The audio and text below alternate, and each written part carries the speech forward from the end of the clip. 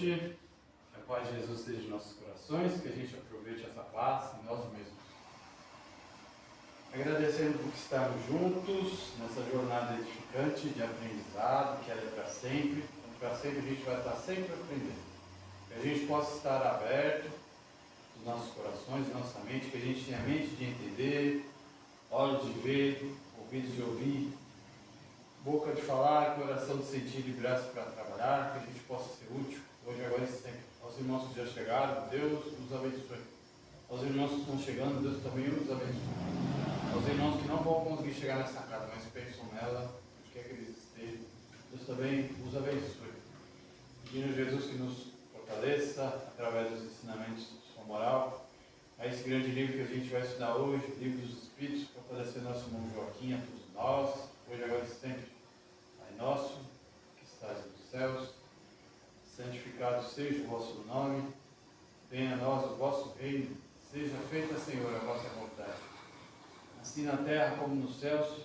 O pão nosso de cada dia nos dai hoje, perdoai as nossas dívidas e ofensas, na medida que vamos perdoando aqueles que possam ter nos ofendido. Não nos deixeis cair em tentações, mas ajuda, Senhor, nos livrar do mal. Sua voz é o reino, o poder e a glória para sempre. Que assim seja. Graças a Deus, graças a Jesus, na casa de Antônio de Oliveira. Vamos lá. Vamos lá. Boa noite mais uma vez para vocês aí. A gente parou aqui, segundo o que o Wagner passou, na questão 23 da última semana, né? E é o final da lei de liberdade, uma das 10 leis aqui de livro, né? As leis de Deus. E de igualdade, perdão, já começado depois da de liberdade, a lei de igualdade. E é interessante porque a gente termina a lei de igualdade com o evento que encerra a nossa vida encarnada também aqui, que é o desencarne. E aí Kardec, nessas três perguntas, né, 823, obrigado, Fábio. 23A, que é o comentário, 24, essas duas questões, na verdade, depois já pulo aqui para a lei de liberdade, exatamente. Mas nessas duas questões, fundamentalmente, Kardec pergunta para os espíritos se as homenagens, vamos dizer assim, durante o túmulo ali, durante o velório, durante esse momento de desencarne, se elas são respeitáveis, se são um tipo de exagero, se, enfim, como é que a gente, como é que o homem, ao perpetuar sua memória nesse momento do desencarne ali, como é que a espiritualidade encara esse tipo de situação? Minha resposta é bastante clara, tem detalhes para a gente comentar, mas fundamentalmente é que há de se evitar ali uma manifestação do orgulho, quer dizer, aquela coisa que às vezes é portentosa, cheia de homenagem, assim por diante, que é muito mais para o orgulho, né? Seja daquele que desencarnou, que eventualmente desejava aquele tipo de situação de homenagem, seja daqueles que estão ali fazendo esse momento do desencarne, do velório, do túmulo, seja desses que estão cuidando disso. Às vezes quer fazer algo muito grande, né? Muito grande ali, com uma situação, flores, impressões, muito mais também com orgulho ali, porque na verdade, o que Kardec nos lembra aqui, junto com a espiritualidade, esse momento, na verdade, é um momento muito mais de recolhimento, na verdade, dos parentes, tudo mais ali, porque é um momento, a gente vai comentar um pouco mais aqui, para trazer uma outra hora para a gente comentar, de respeito, inclusive, nesse momento do desencarne do espírito, que muitas vezes o espírito ainda não conseguiu se descolar do corpo, da matéria. Há um processo ali de desligamento, né, que é bem escrito, inclusive, no livro O Obreiro da Vida Eterna, que conta os 5 desencarnes, e há um processo ali que não é evidentemente, que depende de desencarne para desencarne, do mérito do espírito, mas na maior parte dos casos de evolução aqui não é imediato. Né? Não é que o espírito desencarne e já vai para o quadro espiritual. Tem o processo de desencarne, muitos, e acho que vocês também trabalham com desobsessão aqui na casa, né? E quem faz esse trabalho aqui na casa sabe, muitos nem sabem que desencarnaram. Muitos estão ali, às vezes, no velório, meio sem entender o que está acontecendo. Porque conversa com outro, e não é ouvido, só se tiver um médium nesse tipo de situação, e ele está perturbado muitas vezes. Então é um momento, na verdade, mais do que, evidentemente, Kardec até fala aqui, né? Mas quem faz esse tipo de homenagem, faz esse velório, trata ele de uma maneira um pouco mais, né, grandiosa. E aí, como intenção.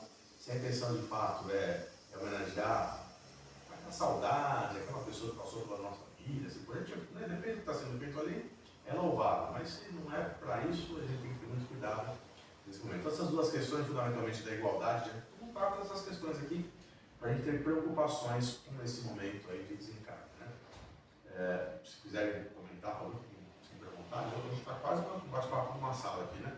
Só nós quatro, para ficar mais tranquilo ainda. E enquanto eu estava lendo isso aqui, eu estava lembrando aqui, não sei se tiveram chance de ler já o Obreiros da Vida Eterna. Não? É interessante ler quem se interessar por essa questão aqui, porque nessa obra de André Luiz, ele conta lá uma série de coisas, mas fundamentalmente a história, acho que são 5 desencarnes, se não me engano, né? Como cada um desses ocorre. De uma pessoa que tem uma vida mais dedicada à espiritualidade, que tem o centro espírita, se desencarna um pouco mais leve, de um que é muito mais materialista, tem dificuldades durante o desencarne, que não entende exatamente o que está acontecendo, um mais carregado de culpa, porque cometeu durante a sua encarnação alguns atos que ele levou para a vida com arrependimento, que tem umas situações, uma senhora que tinha uma obra, nem era espírita, mas acho que era até protestante, mas tinha uma obra de caridade gigantesca e desencarnou lúcida, acompanhou o velório dela ali, lúcida, com lucidez, para ter uma ideia do mérito dessa senhora, não vou lembrar o nome dela agora. Ela foi recebida nesse momento de desencarne, do desenlace, por Bezerra de Menezes, que foi acompanhada nesse momento do desencarne, tamanho do mérito desse espírito, fez uma obra gigantesca aí, de creches, escolas para pessoas carentes, então tinha muito mérito do seu desencarne. E lá ele conta exatamente isso nesse livro, que esse desencarne é um processo, o corpo físico é ligado ao espírito, pelo um negócio chamado perispírito, eu acho que vocês conhecem bastante bem também.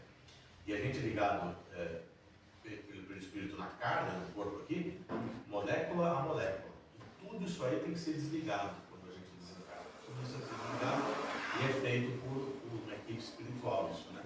Para todo mundo, aí eu costumo brincar quando a gente faz uma palestra na casa que eu trabalho, a gente também tem curso, né? Tem como vocês aqui, na nossa terça-feira lá, e a gente discutiu um pouco esse livro lá, e a gente estudou esse livro também no meu grupo de estudos lá.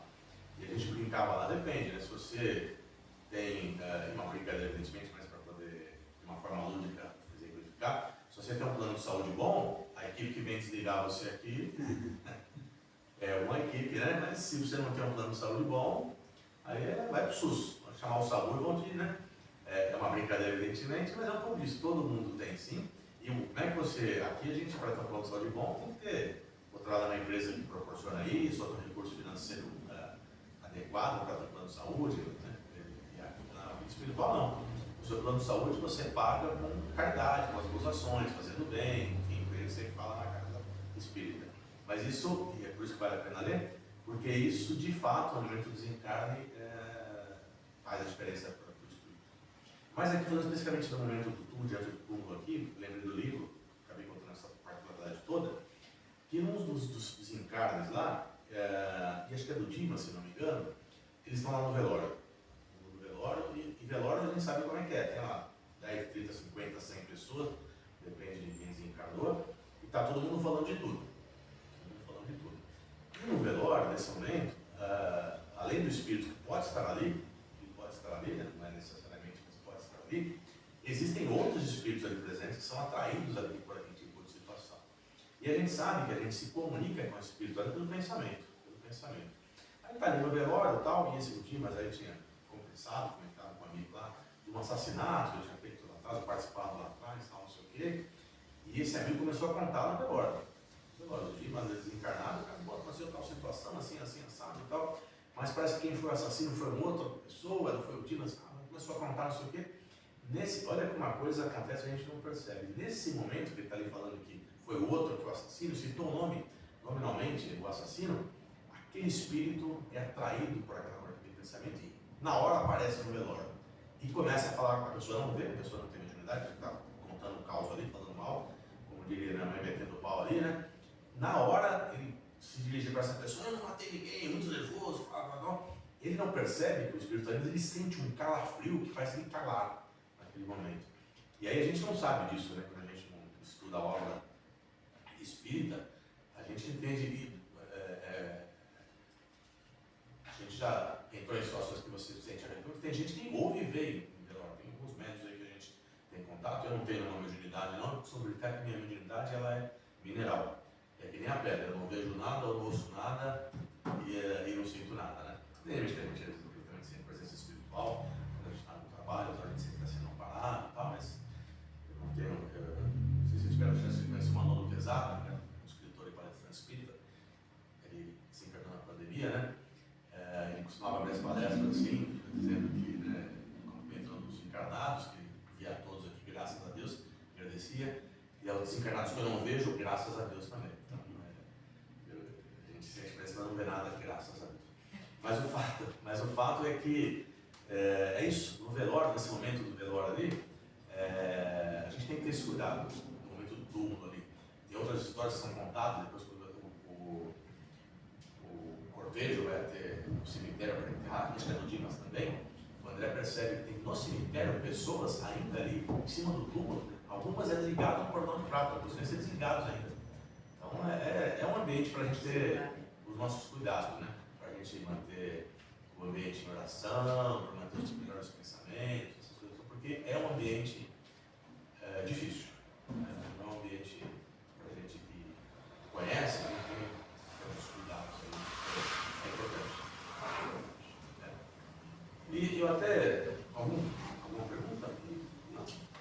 Eu até enquanto eu abri aqui as coisas da palestra, falei, estava vendo de casa também, eu lembrei de uma poesia aqui, de Vinícius de Moraes, que eu vou ler para vocês, antes de a gente entrar aqui na Lei da Liberdade, que é a nossa próxima lei, que a gente vai começar em seguida, que é eu até que minha mãe, quando desencarnou, tem 2 anos, eu fui fazer umas gravações do programinha aí, e aí eu li esse poema aqui, porque eu achei que faz. Porque a gente ainda, e é natural, no nosso nível de evolução, mesmo a gente sendo espírita, a dor da perda, né, ela é muito significativa, não tem como não ser, a gente sente, né, a saudade daquela pessoa, quando a gente está perto mais, quanto mais a gente sabe que a gente vai se encontrar por aí, a gente, né, nosso nível de evolução, e a gente está encarnado, a própria carga não nos permite dessa maleabilidade, a gente sente bastante, e tem que aprender a lidar com isso, né. Esse poema, quando eu achei muito bonito, já que a gente está falando aqui do momento do túmulo, eu vou ler para vocês aqui, para a gente já partir depois para a próxima etapa aqui da Lei de Liberdade. Isso é ao vivo ou é gravado, vocês não sabem? É gravado. Passa ao vivo? Sim, eu acho que fica gravado. É? Será que ouvem? Porque eu não falo muito alto, tá? A gente está perto aqui, mas deve ouvir, né? Mas... Geralmente o fato não é para fora, né? Não, mas a gente está tão pertinho aqui, acho que vai dar. Mas eu vou ler esse poema para vocês aqui. Chama Se Eu Morrer Antes de Você. Boa noite. Boa noite, seja bem-vinda. Eu estava, quando a senhora chegava aqui, eu vou ler, a gente acabou as últimas 2 questões da Lei de Igualdade, que trata do momento do túmulo ali, né, do velório, do desencargo, fundamentalmente. E aí, para encerrar essa etapa, são 2 questões, eu vou ler um poema do Vinícius de Moraes aqui, que se chama Se Eu Morrer Antes de Você. Se eu morrer antes de você, faça-me um favor. Chore o quanto quiser, mas não brigue comigo. Se não quiser chorar, não chore. Se não conseguir chorar, não se preocupe. Se tiver vontade de rir, ria. Se alguns amigos contar algum fato a meu respeito, ouça e acrescente a sua versão. Se me elogiarem demais, corrija o exagero. Se me criticarem demais, defenda-me. Se me quiserem fazer um santo só porque morri, mostre que eu tinha um pouco de santo, mas estava longe de ser o santo que me pinta. Se me quiserem fazer um demônio, mostre que eu talvez tenha um pouco de demônio, mas que a vida inteira eu tentei ser um bom amigo. E se tiver vontade de escrever alguma coisa sobre mim, diga apenas uma frase. Foi meu amigo, acreditou em mim e sempre me quis por perto. Aí então derrama uma lágrima. Eu não estarei presente para enxugá-lo, mas não faz mal. Outros amigos farão isso no meu lugar. Gostaria de dizer para você que viva como quem sabe que um dia vai morrer. E morra como quem soube viver direito. A amizade só faz sentido se traz do céu, um pouquinho do céu mais para perto da gente, e se inaugura aqui mesmo o seu começo. Mas se eu morrer antes de você, acho que não vou estragar o céu. Ser seu amigo já é um pedaço dele. Então é isso. Essa poesia a gente encerra a lei aqui da...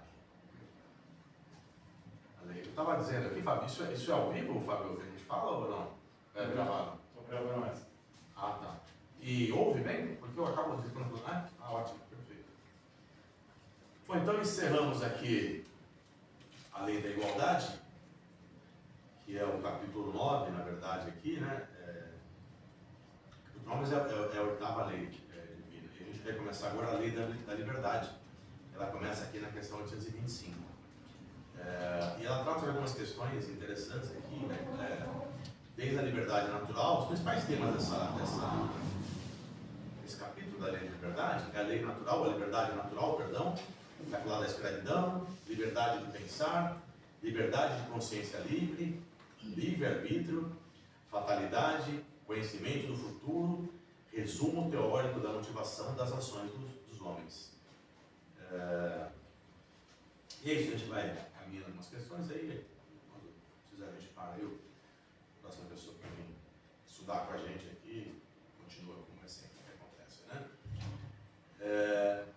E aí a primeira pergunta que Kardec faz aqui para a espiritualidade é se há posições no mundo, enquanto encarnado, né, em que o homem pode se vangloriar e desfrutar de liberdade absoluta. Essa pergunta que está fundamentalmente por trás disso aqui é que tem pessoas de muito poder, né, existe uma posição no mundo, fundamentalmente, uma pessoa sentada naquela cadeira pode se vangloriar de fazer o que quer. Em última análise, é isso que ele está perguntando aqui, que é essa tal da liberdade absoluta. E a resposta dos espíritos é que não, porque não importa a cadeira que você sente, você sempre vai precisar de alguém. É quem está respondendo para os espíritos, porque uns precisam dos outros, tanto os pequenos quanto os grandes. E eventualmente, depende da cadeira que a gente venha sentar, a gente pode esquecer disso. É sempre bom lembrar, porque está passando um pouco para 826 aqui, né? E da 828, fundamentalmente aqui. A gente vai lembrar que a gente precisa sempre dos outros. A gente pode não perceber. Mas para você comer um pãozinho de manhã, alguém tem que acordar muito mais cedo do que você para fazer aquele pãozinho. E se a gente for andando para trás, alguém plantou lá trigo e assim por diante, tal. Então não existe, né? Se um dia aquele padeiro da sua padaria não acordar por alguma razão, passou mal, assim por diante, você vai ficar sem pão naquele dia. Não importa o poder que você tem. Não importa o poder que você tem.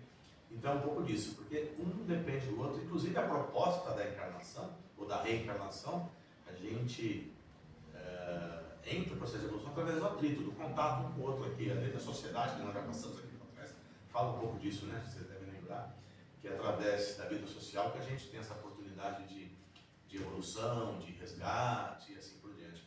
E linkando com a lei natural aqui, a lei da liberdade natural, liberdade ao ponto, e o que Kardec depois traz aqui nas outras questões aqui, do respeito ao próximo, né? Não adianta também, se a gente não tiver respeito ao próximo, não é porque eu estou nessa cadeira, não estou nessa posição. A liberdade tem essa característica que a gente lembrar, que a gente depende dos outros, onde quer que a gente esteja. É uma construção da liberdade aqui dos espíritos mais evoluídos, né? A gente sabe que a gente vive num planeta ainda que nem sempre esse exercício é feito da melhor forma, mas que fique para a nossa reflexão, porque eventualmente a gente sente cadeiras também em nossas vidas, né? Profissionais, pessoais, casa espírita, a gente sente cadeiras para a gente lembrar que para tentar ajudar o outro, que acho que é o grande ensinamento de Jesus, né? Que o amor ao próximo é um pouco de tentar ajudar o outro, exercer liberdade, vai lembrar que a gente depende uns dos outros, aqui é o principal ensinamento desse começo de questão aqui, tá? E aí começa depois em seguida aqui, né? Que a pergunta dos conceitos liberais, na verdade, né? Que é bem interessante isso aqui. Olha que pergunta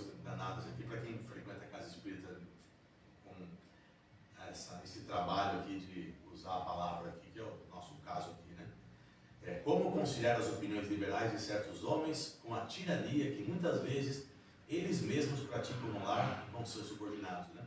Ou seja, ele fala de liberdade, mas em casa é um tirano. E tem uma piada que rola na casa espírita, que está lá um palestrante lá, vocês conhecem a piada? Não? Não conto. Não? Enfim, mas está um palestrante na casa espírita falando de amor ao próximo, de respeito, né? Uma palestra maravilhosa, ele ficou uma hora falando ali, todo mundo saiu emocionadíssimo, não sei o quê, menos uma pessoa. E estava lá assistindo uma senhora, uma palestra, que acabou aquela palestra de respeito, de amor, de cuidado, de liberdade, não sei o quê. E aí aquela senhora que estava mais quieta, acho que ouvindo a palestra, concordando muito, acabou a palestra, foi um dirigente do centro, que a palestra está falando, e eu queria morar, era a esposa dele, eu queria morar com esse homem da palestra, não ficar lá em casa todo dia, porque chegava em casa era um tirano. Então é um pouco disso que ele está falando aqui, né? Não tem, porque eu também diria minha mãe, estou lembrando bastante dela. O aniversário da minha mãe será dia 7 de setembro agora, né? Desencarnou tem um tempinho, tem 2 anos, mas daqui a pouco eu estou lembrando bastante dela. Bem aí, minha mãe, espiritualidade. Para falar, basta ter boca, né? Então, e a gente tem que se vigiar, porque a gente com criança pequena em casa, porque a gente fala muita coisa e depois nosso comportamento não é adequado àquilo que a gente fala, né? E para a criança, fundamentalmente, né? E eu digo até para os outros, né? O que fica é o nossa conduta, nosso fazer, não é o nosso falar. E é um pouco dessa questão aqui, né? Como é que fica essa questão aqui? E aí, o que ele fala aqui, na verdade, eles têm a lei natural, que falam da liberdade, como a gente está falando da lei da liberdade, eles conhecem a lei natural, só que ela é contrabalançada por lado negativo, responde Kardec aqui, responde a espiritualidade, pelo orgulho e pelo egoísmo. Quer dizer, conhece a lei da liberdade, ele sabe que, né, tem que respeitar ali a opinião do próximo, tudo mais. Mas o orgulho e o egoísmo ainda dominam aquele espírito que, apesar de conhecer a liberdade, falar dela e exigir, né, ao seu tempo que ela seja exercida quando ele precisa do seu momento de liberdade, seu momento de falar, de opinar, de colocar suas opiniões adiante, ele, quando inverte o papel, ele esquece um pouco o que tem que, né, fazer. E ele, em função aqui, fundamentalmente, do orgulho e do egoísmo. Orgulho e egoísmo são as palavras aqui dos nossos vícios morais que ainda nós temos aqui, que mais aparecem tanto no Evangelho, mas muito também no Espírito. Os dois, o Evangelho e os Espíritos, que são os Espíritos, o que a gente precisa vencer, não deve ser nessa encarnação ainda, mas o nosso principal desafio é vencer o orgulho e o egoísmo. Quando a gente parar de pensar um pouco em nós, de maneira tão intensa, a gente tem que pensar em alguns momentos, né? Sobre o nosso carne aqui, né? É difícil. E do orgulho, a gente perceber que a gente não é tudo isso, levar a gente menos a sério. A gente parece muito, quem lê bastante as obras quer perceber. Orgulho e egoísmo são as coisas que mais são tratadas na obra de Kardec aqui, mesmo na obra de André Luiz, de Chico como um todo, tá? E, inclusive, eu estava ontem, como eu disse para vocês, também é dia de estudos na casa que eu frequento aqui, que eu trabalho, eu moro aqui pertinho, que eu falei para vocês, e ontem a gente estava estudando lá um tema ligado à inteligência espiritual, que é algo que agora a ciência vem estudando aí, tem uma série de pessoas estudando mediunidade e tal, mas essa nossa inteligência de se relacionar com o mundo meio fora da gente, o que ele chama de metafísico, né? Aquilo que a gente não consegue enxergar.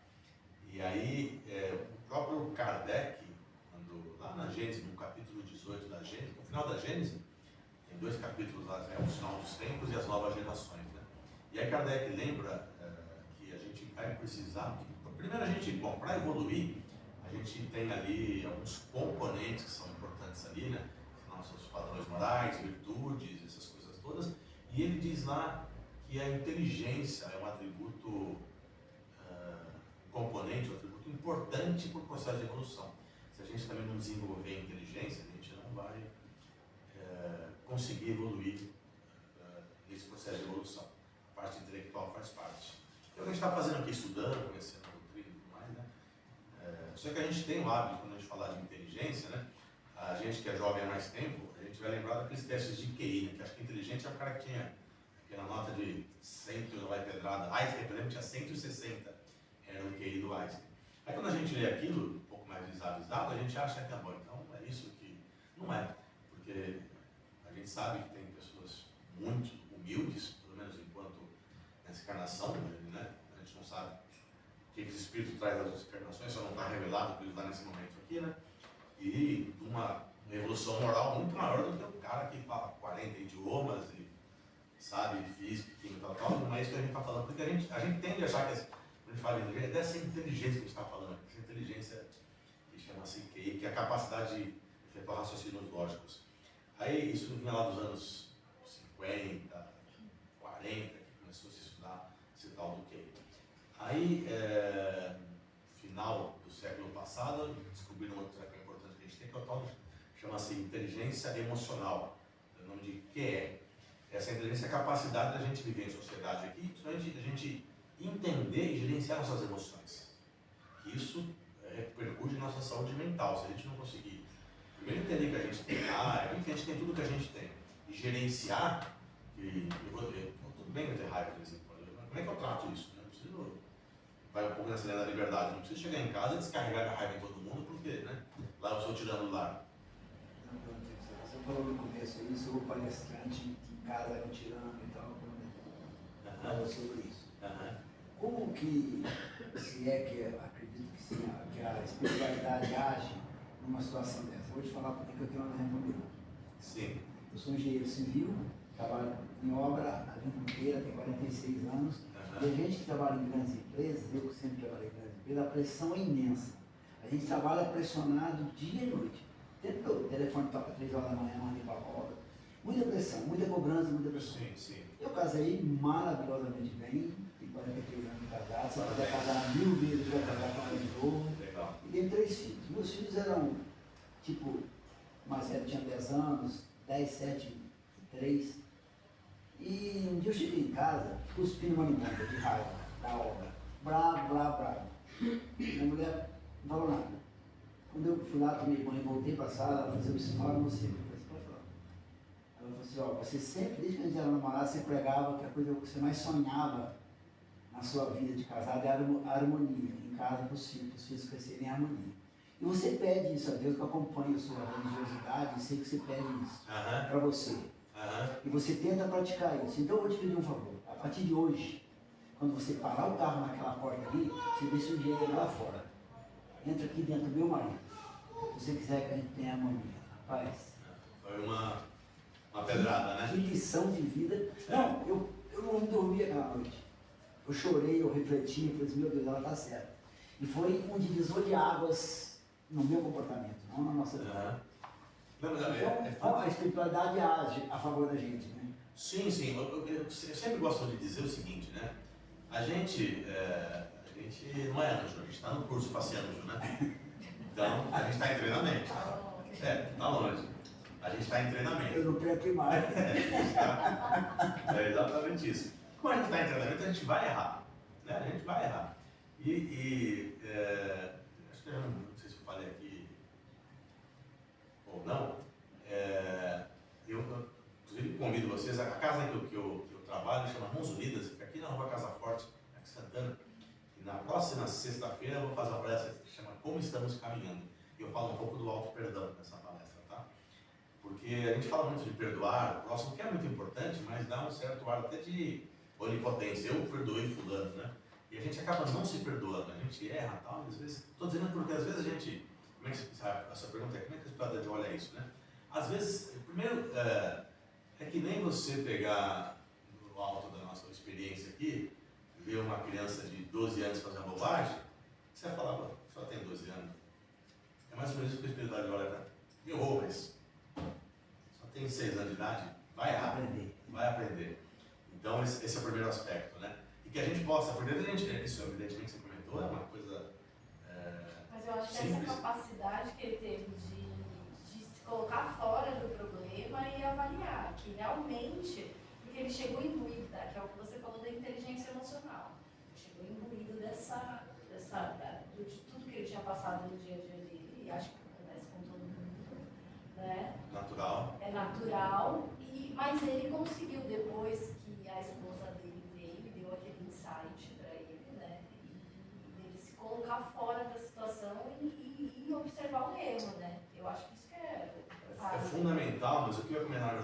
aspecto, porque primeiro, louvável de fato, quando você consegue respirar, né? Na neurociência, eu tenho uma formação também em neurociências, né? A gente chama lá de, parece que é uma eternidade, né?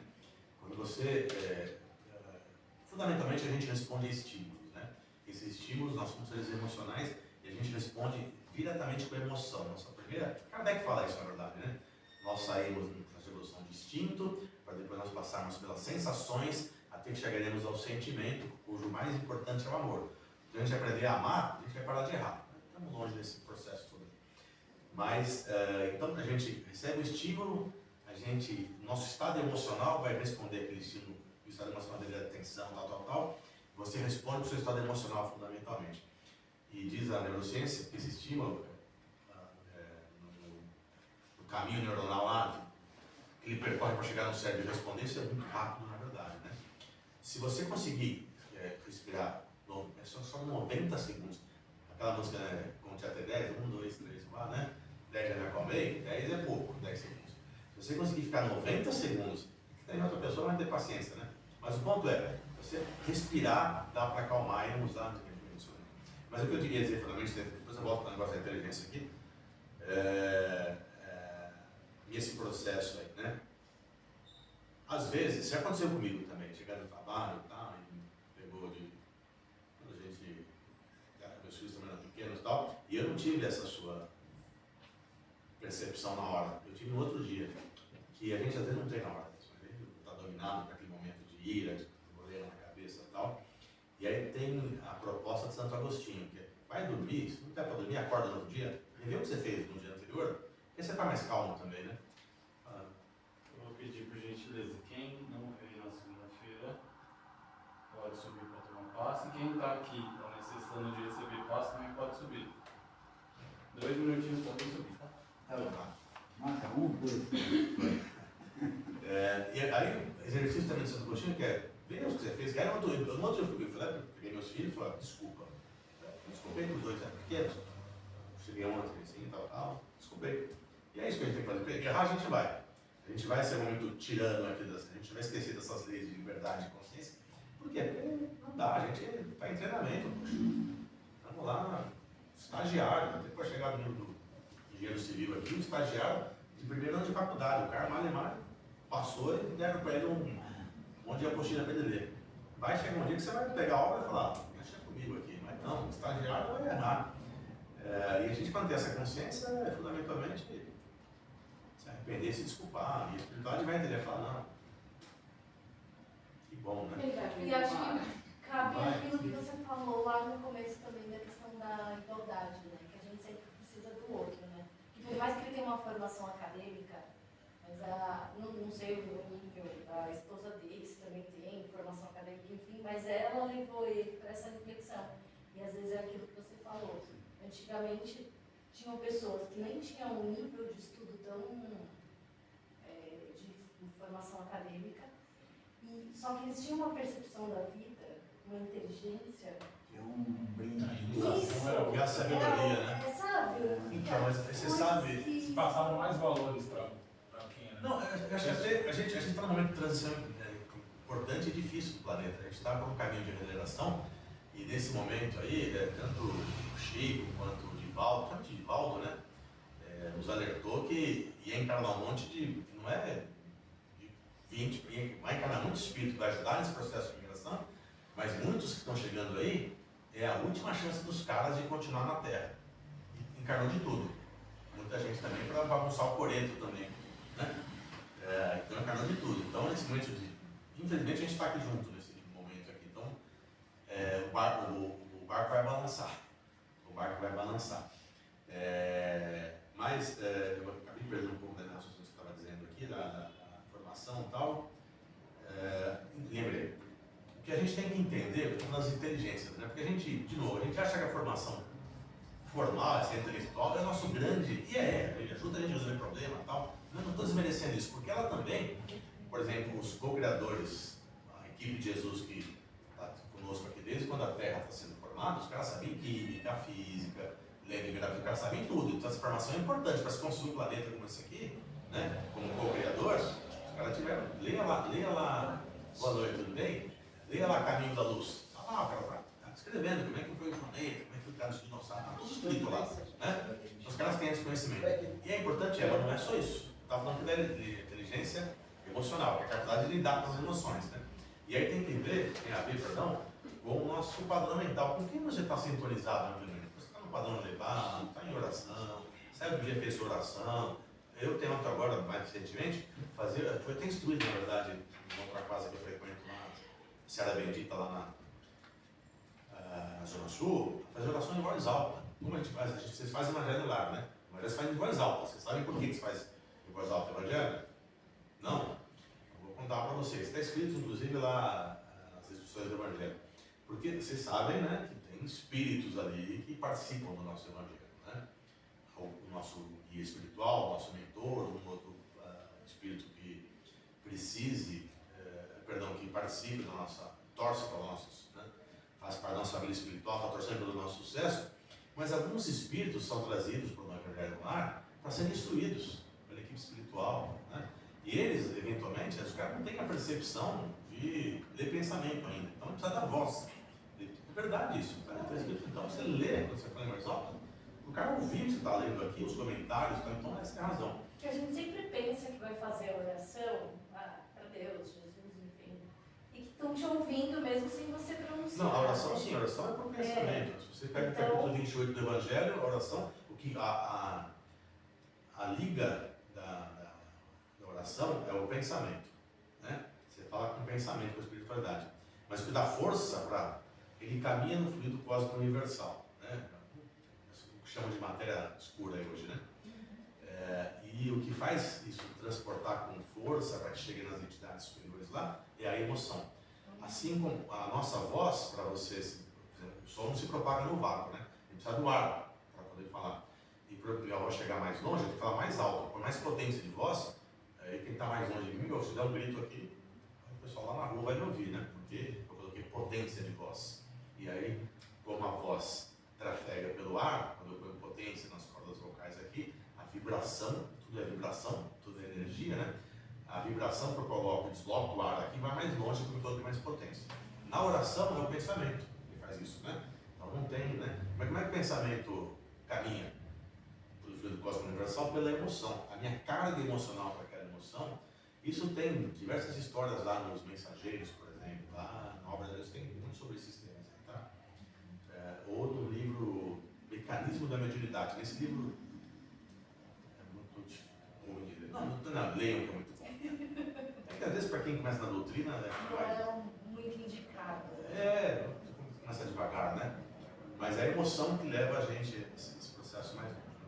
E aí a gente tem um terceiro componente da inteligência, que agora a gente começou a estudar, na medicina começou a estudar, na USP, na Universidade de Munique, na Alemanha, eles estão chamando de, tem um livro chamado Inteligência Espiritual, que é a nossa capacidade nata, que a gente tem essa capacidade, nosso cérebro tem essa capacidade também.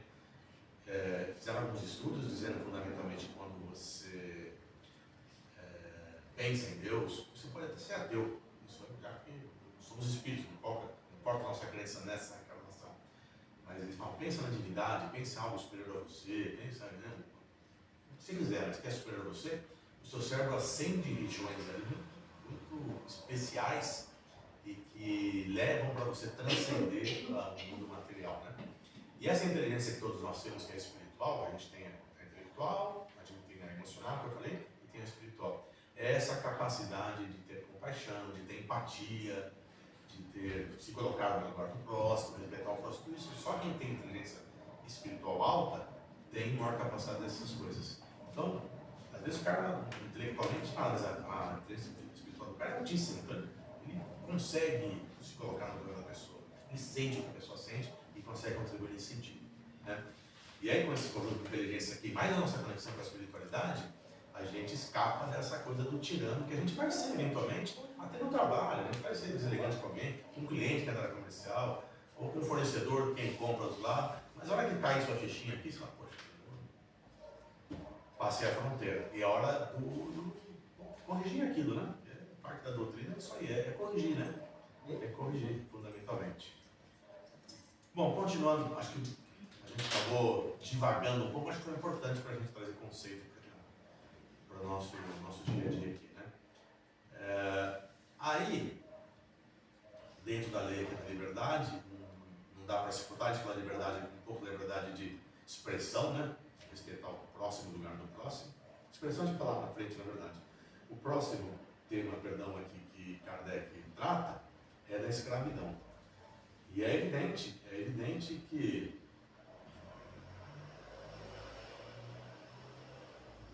não tem nada que atente mais frontalmente contra a lei da liberdade do que a escravidão, né? Já foi uma prática pior, embora ainda existam, infelizmente, no nosso planeta, algumas situações análogas à escravidão, trabalho escravo e tudo mais aí, né? Mas já foi muito pior, porque hoje, pelo menos, na maior parte do mundo, se isso é descoberto, isso é um crime. Isso é um crime, embora, infelizmente, ainda exista.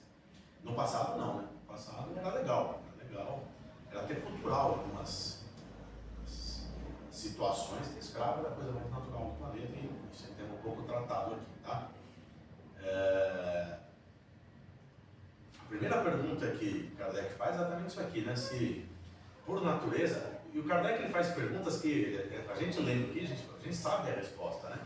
Mas aí a gente percebe claramente o critério científico das perguntas que Kardec faz, porque o óbvio precisa ser perguntado também. A gente erra por não perguntar o óbvio de vez em quando, por não explicar o óbvio, né? Porque às vezes a gente faz alguma coisa e a questão que vem a seguir, você não sabia disso? Não sabia.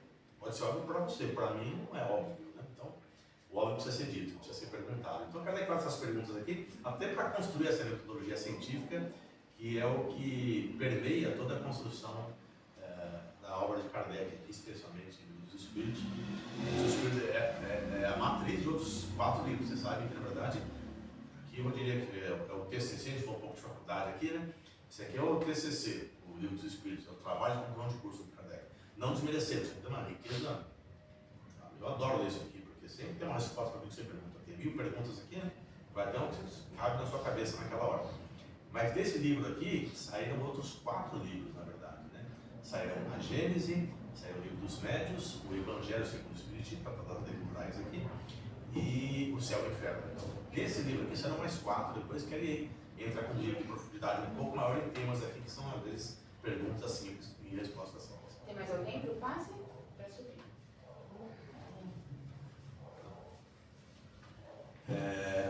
Então, aqui às vezes pergunta o óbvio, porque tem que ser perguntado, mas depois isso explode em questões muito mais aprofundadas nesses outros livros aqui, que acho que vocês vão ter chance de estudar, ainda que seja em casa mesmo, vale muito a pena ler, muito a pena ler. E é evidente que não há uma lei natural de escravidão, não existe homem superior que possa escravizar o outro, isso é óbvio, mas é importante. Mas por que Kardec pergunta isso, se ele sabe a resposta? Porque a pergunta que vem em seguida é: por que nos costumes, então? Porque se não é uma lei natural, a gente, na sociedade, e veja que esse livro aqui é de 1857, então a escravidão ainda era permitida. Aqui no nosso país, inclusive, a Lei Áurea é de 1888, na verdade, que esse livro aqui é de 57, portanto, 31 anos anteriores à Lei Áurea. Kardec perguntou se moralmente, por quê? Porque era permitido, e legal ainda, para muitos países, aqui no Brasil, inclusive.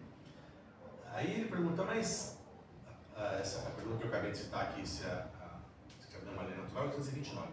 Mas em 1830, Kardec pergunta, mas quando a escravidão faz parte dos costumes de um povo, os que dela se aproveitam são condenáveis por agirem seguindo um procedimento que parece natural? Está dizendo fundamentalmente, mas é legal, é permitido. E o cara que está fazendo uso daquele tipo de expediente que culturalmente ou legalmente é permitido.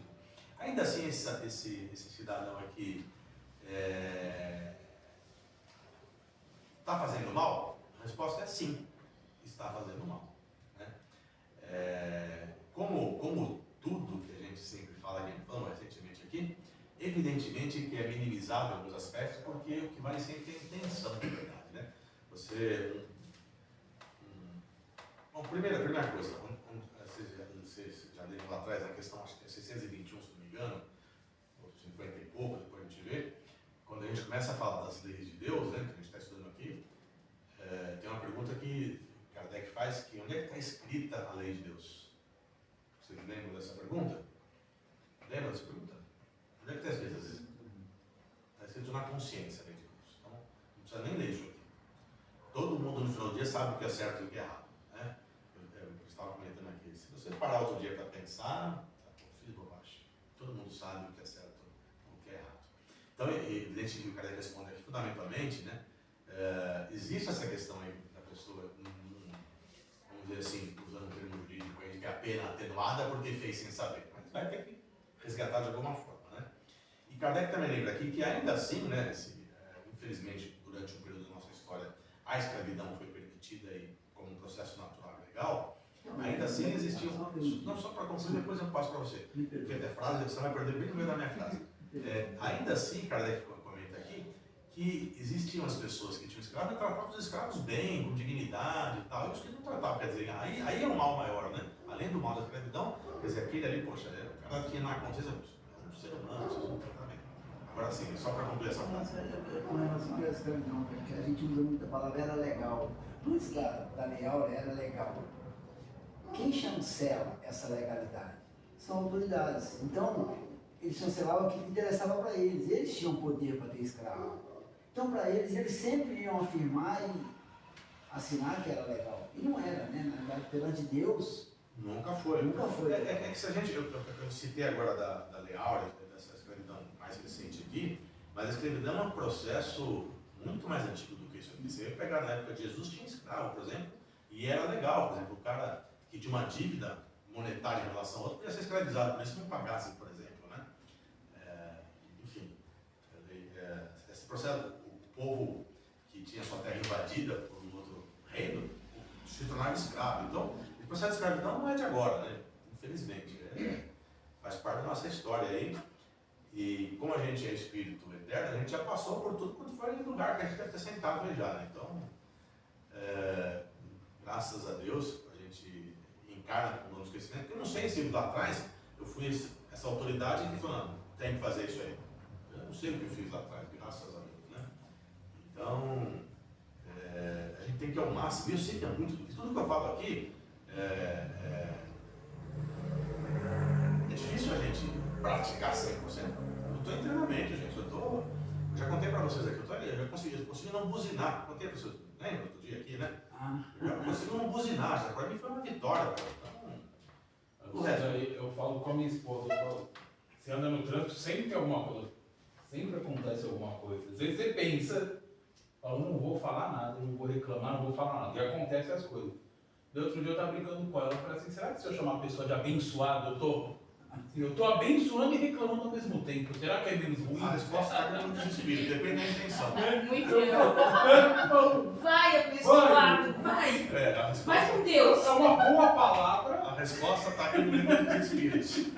Depende da intenção. vai e leva a tua buzina junto. Olha, a gente não sabe, isso é muito sério, cara, a gente não sabe o comprometimento que a gente assume com um mero ato no trânsito de desejar que alguém faça algum. Eu vou te contar um caos aqui, estou contando de caos hoje.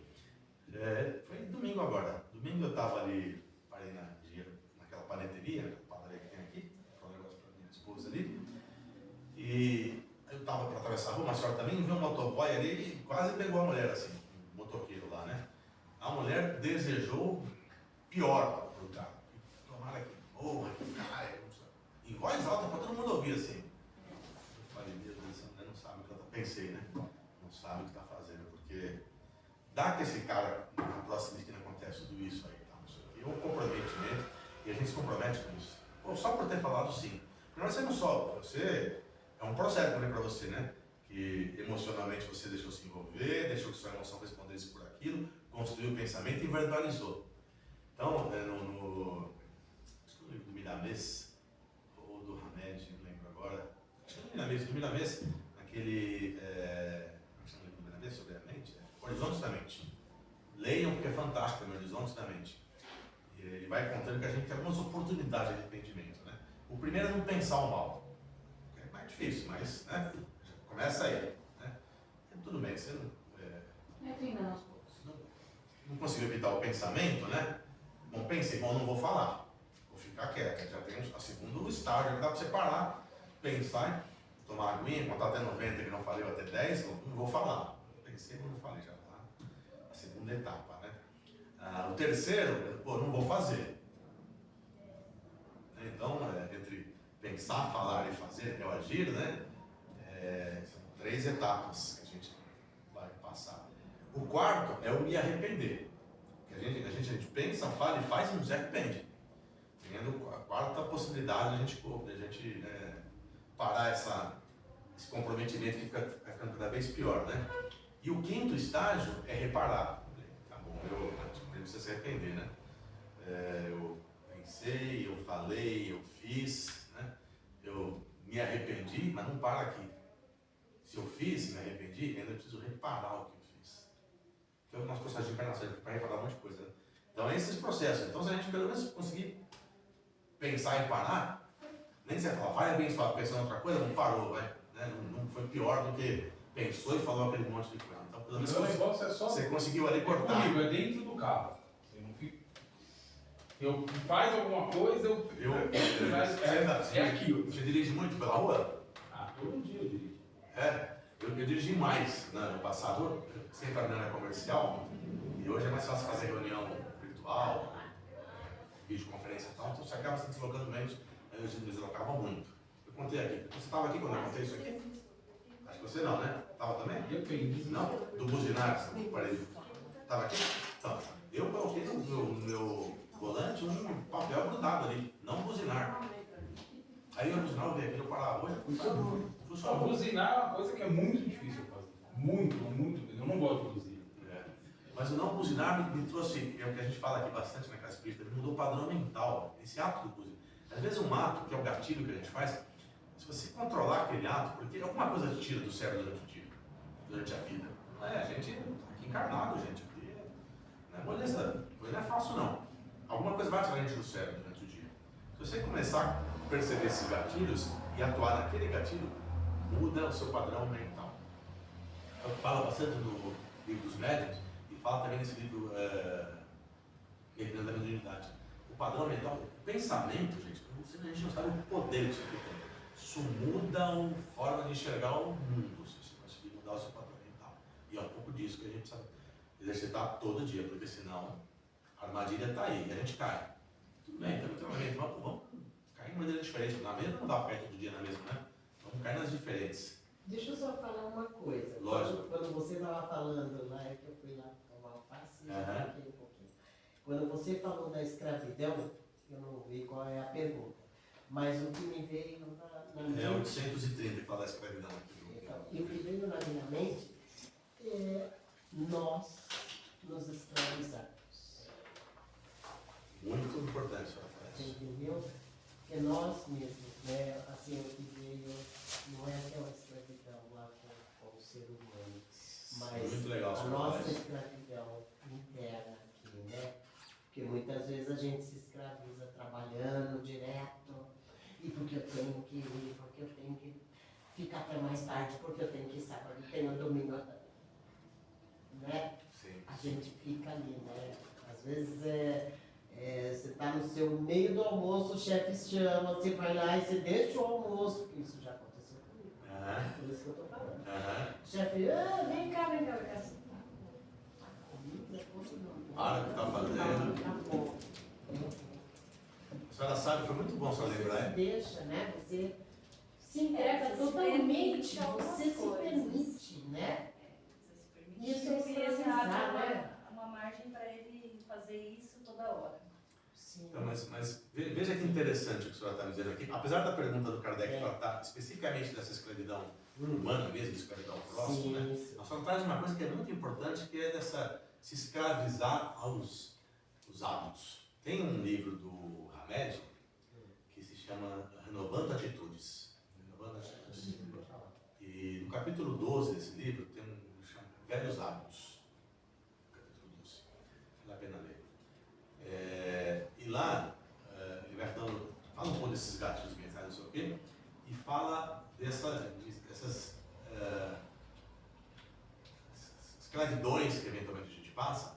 Um deles chama-se workaholic. O cara que, às vezes, não é o chefe, às vezes é a gente mesmo. Trabalha, não sei o quê, não sei quantas horas por dia, porque precisa daquilo, quero comprar isso, por N razões, quero crescer na carreira e tal. Ele fala, Rabé dá outros exemplos, o cara que, exercício, não sei se está no preço, o trabalho é workaholic, né? O fitness holic, sei lá. Mas é o cara que vai, tudo é academia, tudo é não sei o quê, sexo. Então tem processo de escravidão para vícios, né? Ele é bem educado, chama de velhos hábitos, né? Mas são vícios que a gente traz de outras encarnações. E, segundo o Hamed, o que está por trás disso é uma fuga. A gente está fugindo, na verdade, de se enfrentar, de se conhecer, de viver em família. A gente está fugindo, isso é uma fuga. Fundamentalmente, é um escape. A gente pega um tipo de situação qualquer da vida, seja um estudo. Vou estudar o dia inteiro, tá? Enfim, porque você está fugindo de se relacionar. Você está fugindo, é uma fuga. Ainda que inconsciente. Ainda que inconsciente. E muitas vezes é inconsciente.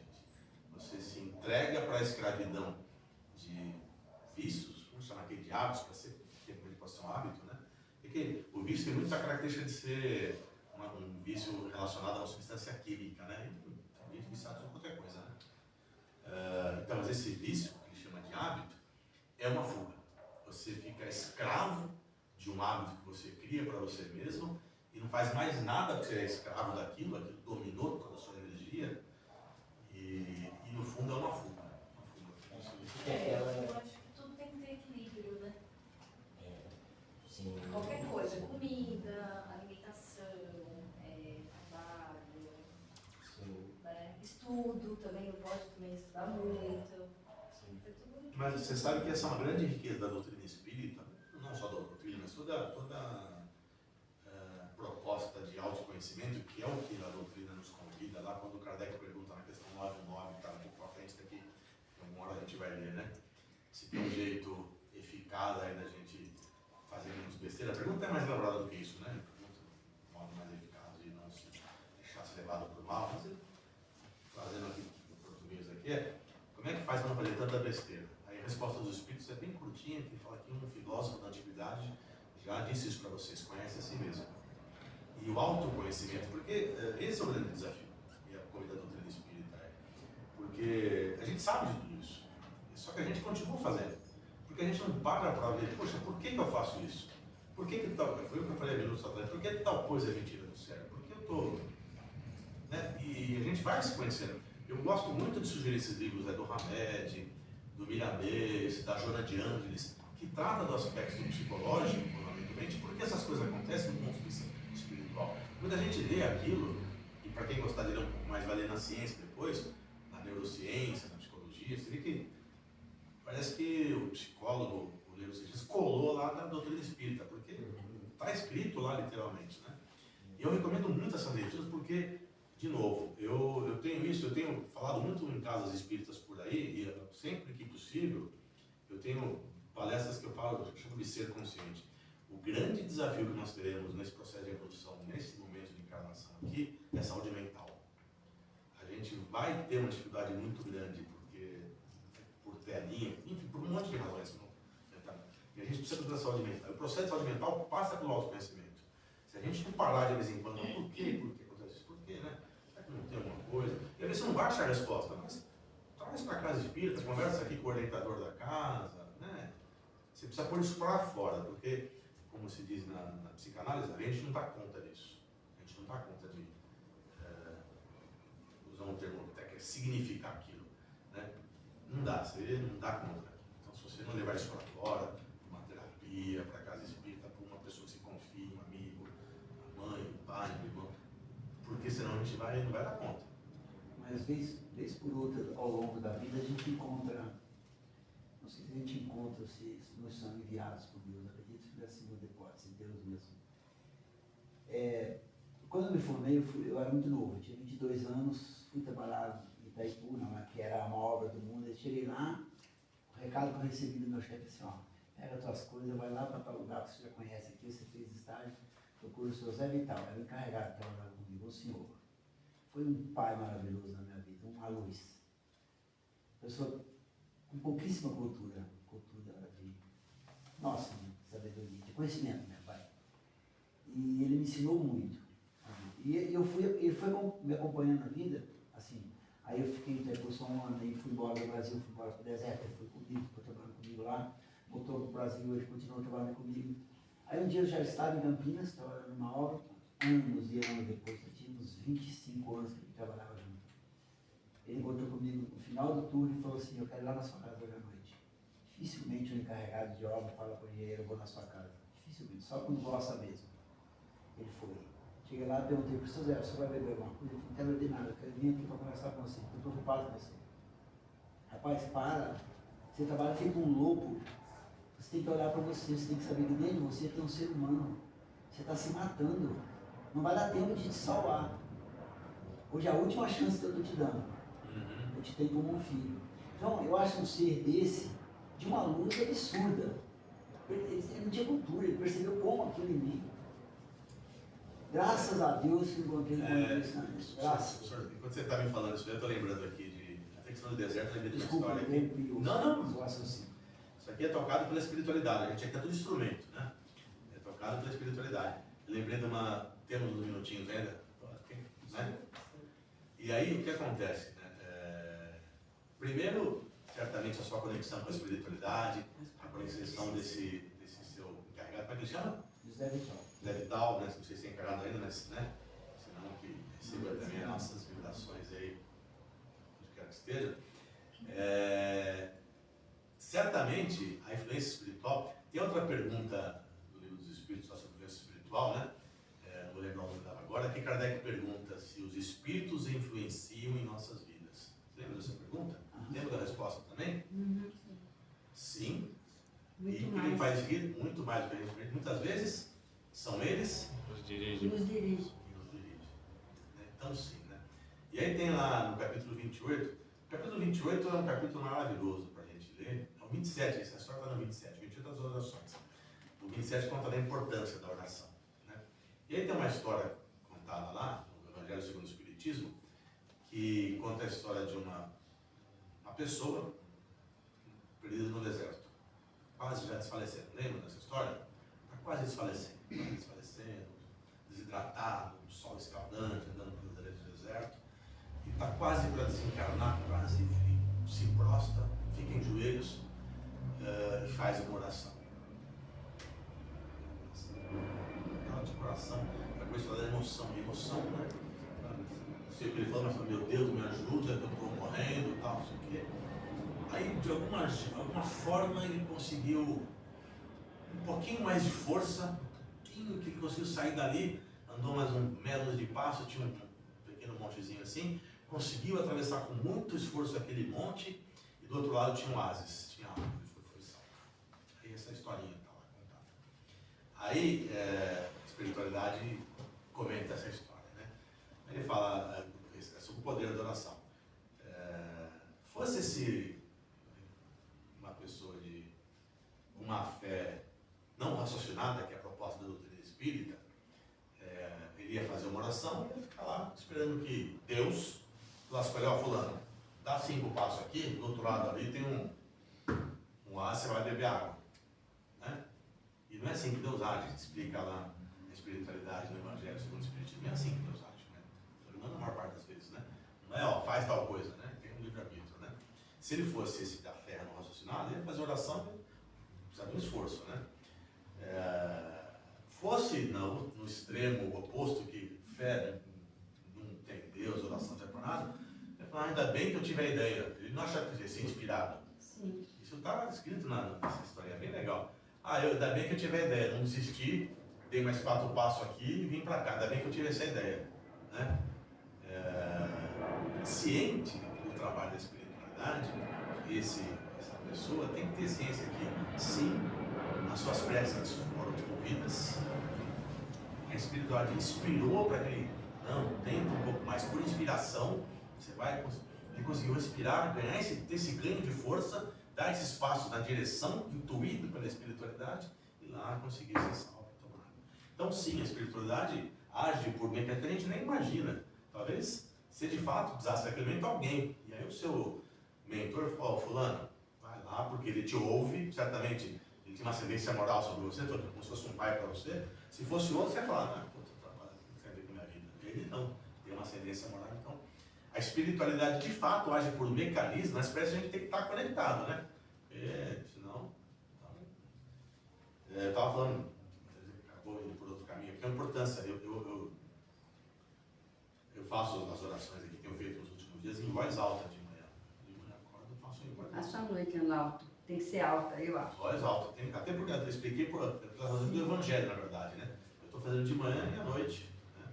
E estou usando o capítulo 28 lá. E eu sugiro, hoje, quem tem Evangelho em casa, se não tiver, baixa no PDF aí, porque é de domínio público já.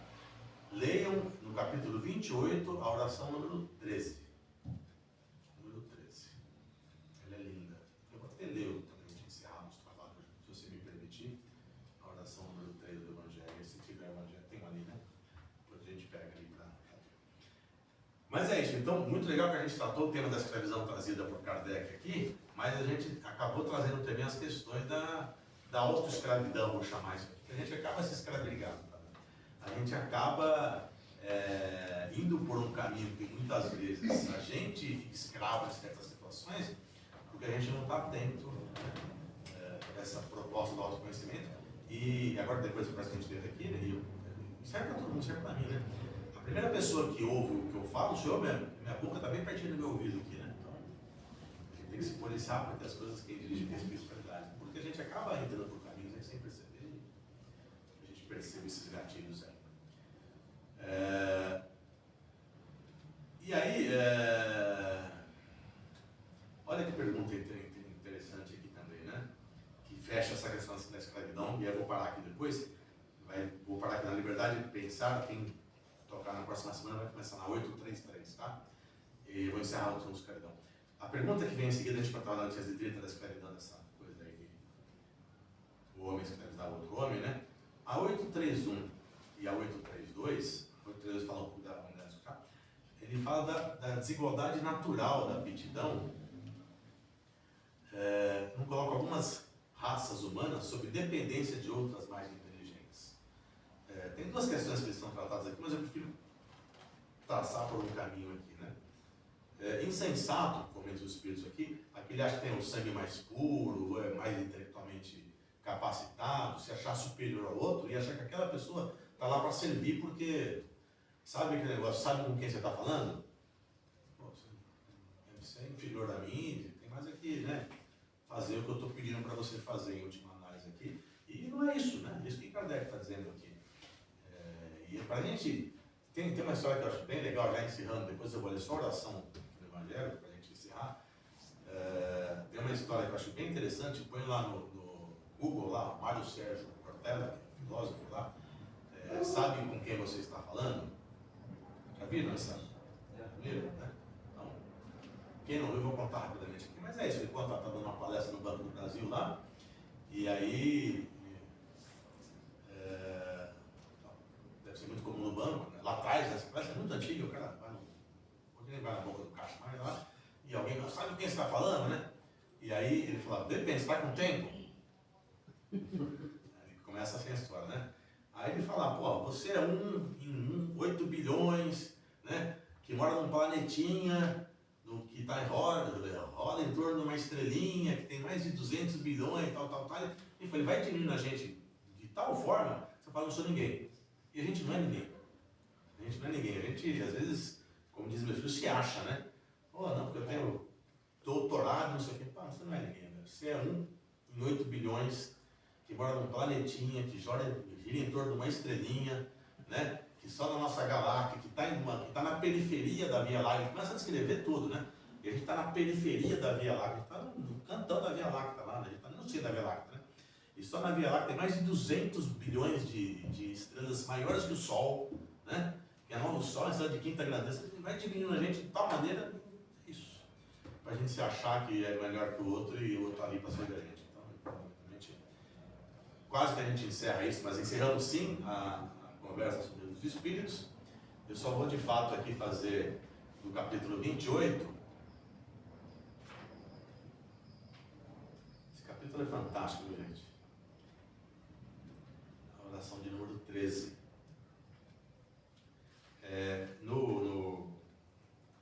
Nesse capítulo aqui, são coletâneas de preces espíritas. Tem preces maravilhosas. E eu sei que o que toca a prece é a emoção, não é? Eu costumo brincar quando faço palestra. Eu tenho uma que eu falo só sobre o poder da prece, né? E eu brinco lá. lá que é o... Vocês conhecem o Malaman? Conhece o Superman, né? O Spider-Man, o Malaman você não deve conhecer, né? O Malaman é aquele que... Eu tinha uma esposa do amigo meu, que ela se aposentou, ela dava aula para criança e tal, não sei o quê. E um dia, numa dinâmica da aula, perguntaram lá para uma criança, do que você tem medo? Ah, mãe, eu tenho medo do Malaman. O que é o Malaman? Conhece o Superman? Eu também não sei não, mas todo dia à noite a minha mãe vai casar comigo e fala, livrai-nos do Malaman. Então é Malaman. Então não é rezar essa coisa, a oração tem que ter emoção, tem que pensar em Jesus, se ligar para a espiritualidade, tem aquela coisa dentro do coração. Então quando eu falo para ler aqui, eu carrego tudo isso quando eu leio essa oração aqui, porque ela fala muito comigo aqui. A 13 e a 14, eu vou ler para encerrar nosso trabalho dessa noite aqui. E o capítulo 28 são só de preces, e no item 2 são só preces pessoais, tá? Preces para a gente mesmo aqui.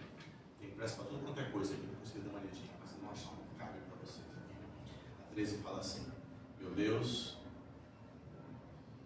permiti que os bons espíritos que me assistem possam ajudar-me quando me acharem dificuldades e amparar-me nas minhas vacilações.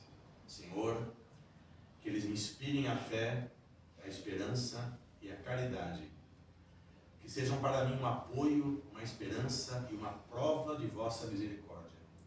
Fazei, enfim, que eu neles encontre a força que me faltar nas provas da vida, e para resistir às sujeições do mal, a fé que salva e o amor que consola.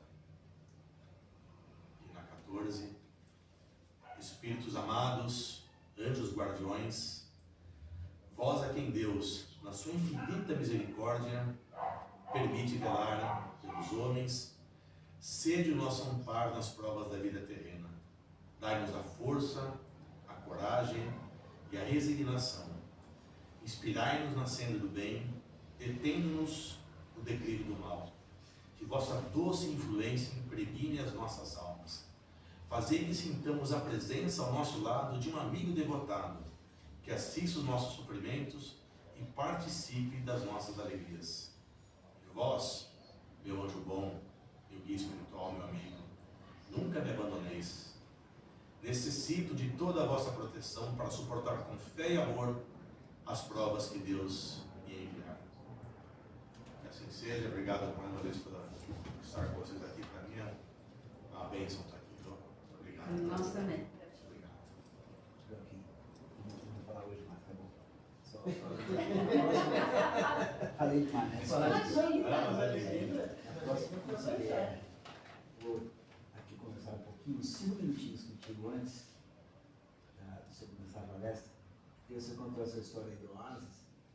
Eu fui protagonista de um fato bem similar e só Deus. Bom, Realmente, essa eu dei tapa na cara da morte, eu olhei e falei, nossa, você não existe, só Deus. Então eu preciso te contar isso, até para ilustrações futuras de quando você for falar sobre. tá bom, te agradeço. Pode ser comigo, não foi com ninguém não. Deus é maravilhoso, gente. A gente que não sabe a dimensão e se afasta do carro, mas ele é bom demais com a gente. É isso. Obrigado. Eu que agradeço. Muito rico. Uma minha aqui que... Então, Encerramos, Fábio? Beleza.